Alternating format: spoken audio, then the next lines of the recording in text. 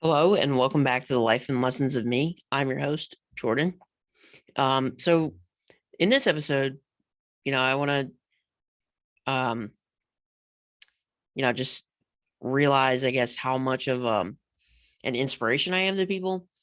And no, I'm not kissing my own butt here.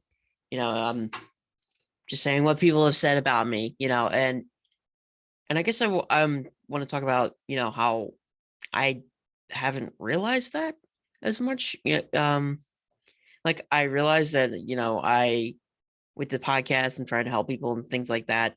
Um, but I guess I just don't really realize how much of an impact I'm actually having. Um, which actually is, pretty inspiring to me, that I'm an inspiration to people, right? Um, and I carry myself in a certain way, um I wouldn't have really thought that I could, get to this point where, people look up to me in a way. Um, I didn't necessarily realize, how much of a trailblazer I am with all this driving stuff and, just trying to be as independent as I possibly can. I've shown other people in my exact same situation that, it is possible. And, the Muscular Dystrophy Association motto is, you know, anything is possible. And really it is. It's just a matter of how badly you want it. There's that one TikTok where it's like, there are people working out and the song or the sound is like, I don't know. I can't remember specifically. I'll try and find it, um, but it does matter like how much you want it. If you're just gonna, you know, give up because, it's too hard, like I'm not saying it's easy. It's definitely not. It takes a certain amount of strength to be able to, push through even if it's really hard, like lifting weights or doing things like driving for someone in my situation. It's slightly different, but it's the same concept. You know, going to the gym helps your mindset a lot. You have to one have the physical strength to be able to lift a certain weight, but you also have to have the mindset to do it.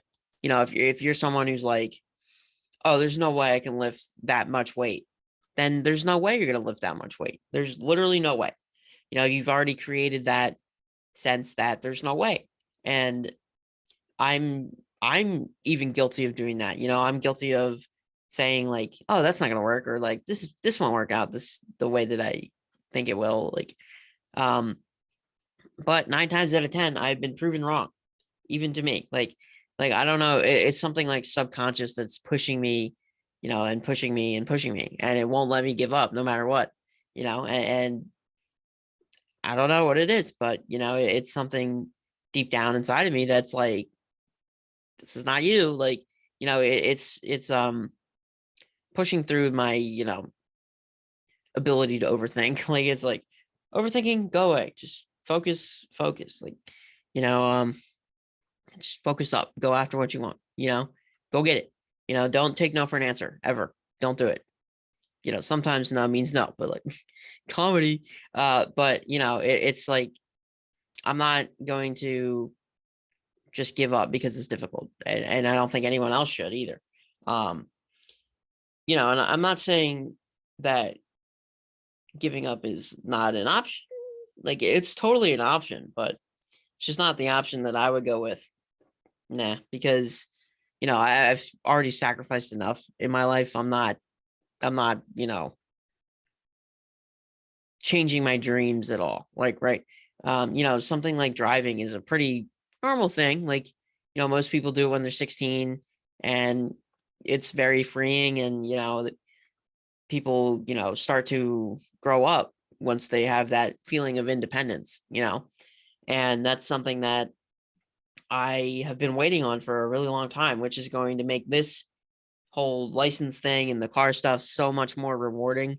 Like good things good things come to those who wait, right? So I've been waiting for a pretty long time. So, you know, it's finally my time. Like my motto is adapt and conquer, and I'm about to conquer, right? Like I've adapted and I've done all the BS that they wanted me to do in order to get my license. I have a job. But that's for me too. Like it's but yeah, one of the ways they were like, you can get your licenses if you have a job that you need a car to get to, right? But it's kind of redundant because like or paradoxical rather, right? It's like, okay, so I need a car to get to work, but I need a job to get a car. Doesn't make sense. Like make it make sense. You can't. It just doesn't make sense. Um, and I guess I am really a trailblazer. Like how many times does this happen at 20? Like I know people who have their license in their car and they're older than me, right? And I so determined to get this done as soon as possible. Like, no, I can follow your requirements, but I can, bend them to my advantage. Like some people have been waiting even longer than me to get their license in their car, and they're older than me, like I said.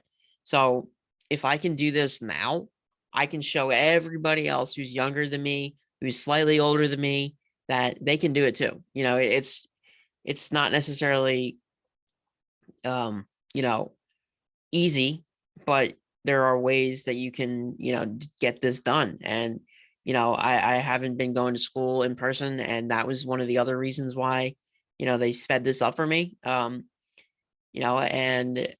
I'm really grateful for the timeline. Like I feel like everything kind of it's almost like, some people say it's too good to be true, but I don't believe in that. I think you have to stop the self-doubt. Like good things can happen to you. Trust me. And they absolutely will happen for everybody. And it's just different time frame, right? Like, no matter what you're dealing with, eventually, you'll be all right. And it's just a matter of, having faith that everything will eventually work out for you. And, I owe it a lot to my faith in a higher power, really, I owe a lot to that. And, like to my mom and to, my friends and all that stuff, like, there's that, sense of definitely like faith in me. And I think that's one of the real reasons why I'm so good at, pushing through no matter how difficult it is. And yes, sometimes I do shut down and don't function very well when stuff is hard, but I always find a way to, snap myself out of it, pull myself back up, focus up and keep on going. I mean, it's like the saying, like keep on keeping on. Like that's what that means. It means no matter how hard it gets,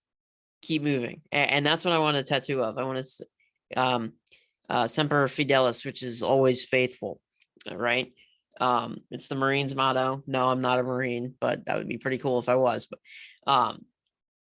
but it's just something that is instilled in me, and is very significant to me. And if I'm gonna get a permanent tattoo, I probably should get something significant. You know, some part of me, if I had unlimited money and I wasn't, you know, worried about not wanting it in the future, I would definitely get a giant Darth Vader face tattooed on my back. Yep. I'm not lying. Like I would actually do that. Like, that would be sick. But I'm not gonna do that because tattoos are expensive. You never really realize how much money the people with like tattoos all over them have had to spend on those tattoos. Like it ain't cheap. Um yeah, but no matter how expensive it is, no matter how much crap I have to go through to get this done, I'm getting it done. There are ways to do things that take creativity, they take adaptability, they take uh, you know, unwavering faith, right? So those are the three things that I would say that have been the most helpful in order to, move through any sort of circumstances that that you may be going through. Like, I did go to school. I am getting my license. I have a job. I'm doing the things that, most able-bodied 20-year-olds do, right? Everything is just a little bit more lengthy for me, but like I said, it's all the more rewarding once you've been waiting for so long for something and it finally happens, it's a really good feeling, actually. All the hard work you've put in, it's paying off, right? And even with the podcast, like the podcast is mostly for me, but like I said, I'm more inspiring than I give myself credit for, right? Um, so that is a good feeling, and it gives me confidence, like, again, that I'm heading in the right direction, and that people do acknowledge my accomplishments, if they say it or not. They're looking at me and being like, he can do that. Like, if he's dealing with all that stuff and he can still do this stuff, like, I can do anything, right? So, like, I'm a little bit more inspirational than I think I am. So like I said, time frame is never plannable. You can't plan it out. I made an episode about that a while ago. You make plans and your plans go to shit, and then so have goals and be adaptable, because life is gonna throw you like really weird things. Like, it's like that scene from Home Alone when Kevin chucks a brick at that guy's head. That's what life does. It's just about, you know, okay, in reality, he would probably be dead if he got hit in the head with a brick like that. So you got to dodge the bricks or catch the bricks, or like maybe the bricks analogy isn't good. Life is going to throw punches at you, and you got to learn how to take a punch. That's a better analogy there. You have to learn how to take a punch and figure out how to punch back, right? It's like a boxing match. Life is literally a boxing match. Life is going to punch you, and you can either decide to stay down or you can get back up and punch back, right? And it's tough. You got to really force yourself to get back up. It's not easy. And honestly, every day you got to decide to get back up. You got to decide that you're going to kick life's ass today, not the other way around. And I'm not saying life is easy. It's not. It's constant. It's a constant boxing match. Is that okay? But eventually you get a KO on the other guy and you win the match, right? So, life is not about necessarily what happens in it. It's about how you react to what happens in it. Um, and it's how you choose to get back up and push forward. You can't go backwards. Something happens, you can't undo it, right? Time machines don't exist. So you always have to move forward too, staying faithful, moving forward, being adaptable. All these things will lead to a pretty successful way to, navigate life, right? And like I said again, life is going to land punches, right? And it's just about getting back up, for sure. Like, um, yeah. So I am glad that I can be an inspiration to a lot of you. Um, and even to, members of Congress, even like, and congressional staffers. Like yesterday, I had the third opportunity to participate in the PPMD advocacy conference. Like I said earlier, I believe I mentioned it. I don't know, these get really long and then I forget.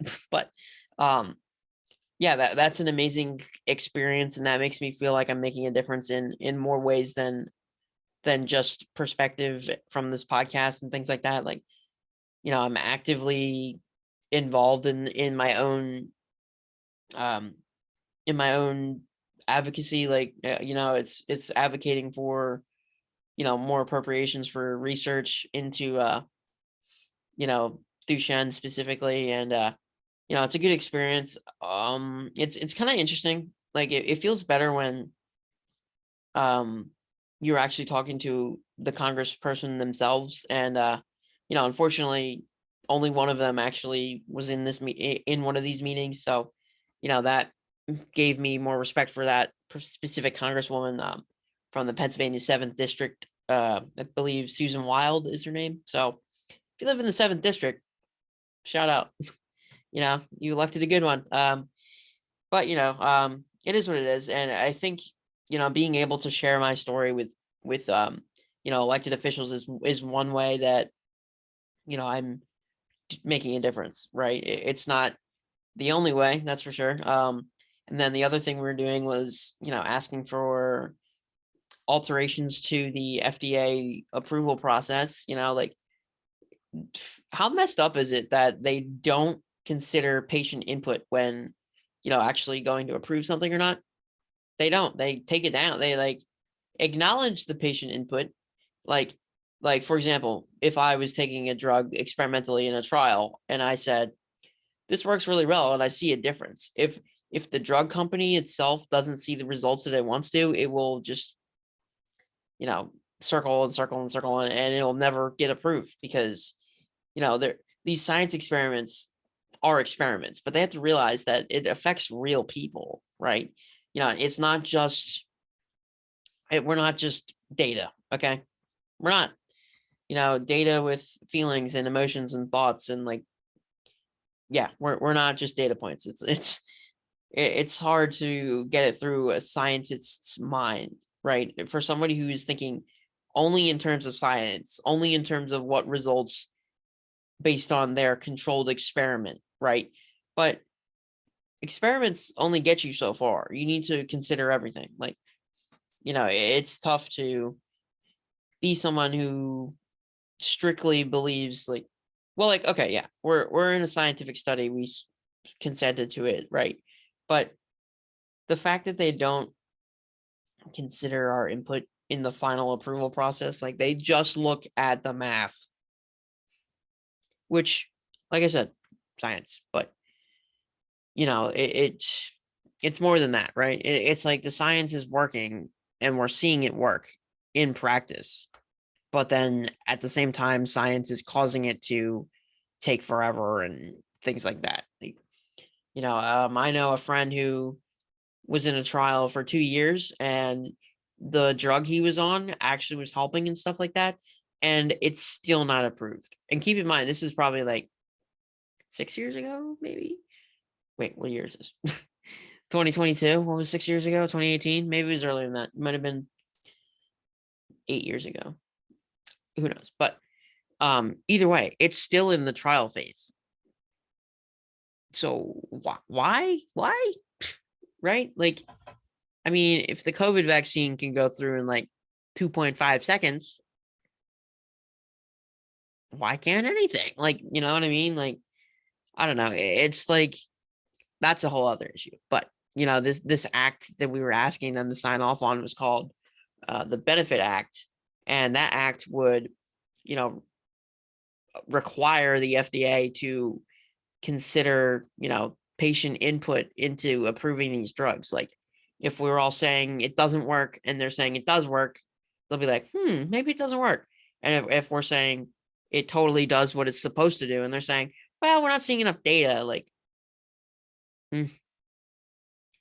so yeah, and this would benefit everybody with a rare disease or like, for example, diabetes, for example, any genetic anything. Like, it's something that needs to happen, like cancer treatment, like, right?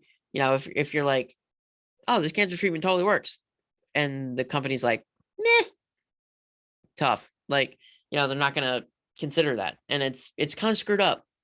So, this is something that would benefit everybody. So that is a cool thing that I do. Try and do it every year now.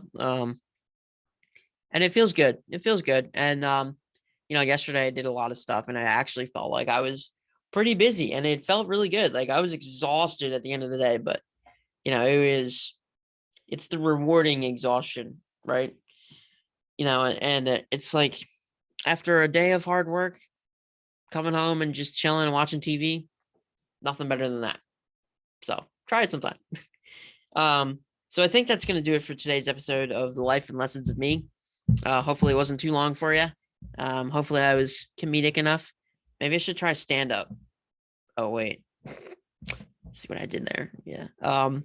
So yeah, maybe I'll try my comedy routine out, but I will catch you on the next one. And as always, like, follow, subscribe, whatever you want to do. And come back next week for a new episode, and I'll catch you on the next one.